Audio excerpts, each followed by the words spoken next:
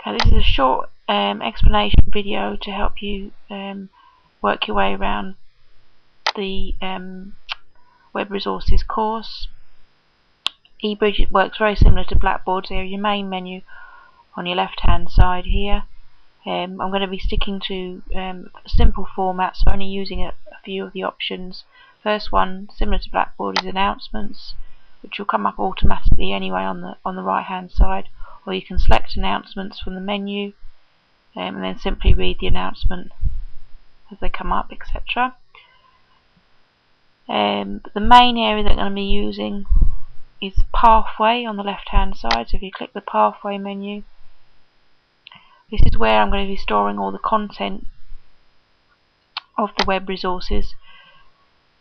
So when you click on Pathway, you'll see the information about the workshop, a little introduction to the workshop for that week, and then the various content items or web resources for that workshop. So you can do them in any order. So if you just click on one, it will give you an introduction to that web resource. It will also give you a link to help you find the web resource, and also a link for an introductory video or tutorial, etc. At the bottom there will be written in blue a task, which is something very straightforward, like giving your opinion or doing a very simple activity which you can upload to the forums. You can click on next, that will take you down to the next web resource.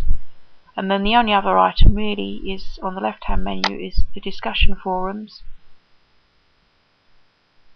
and this is where you can post your information. So for example, put an introductions forum at the top. If you want to, you can introduce yourself to the rest of the group. Coffee time, which is basically a Q&A area. You can add information.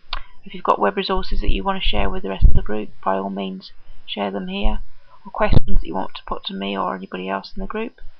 And then finally the forums for the workshop. So workshop 1 is here. Once you've done the content items, you can put your activities, your task information here by clicking on the workshop 1 and then post a new thread. And it's as simple as filling in the boxes. So the title, and then the information, opinion, etc. you want to put in the discussion forum, and then you can add attachments, post your message, and that's it really. The only other thing, if you want to send me a private message, you can use messages here, which is an internal email within the course.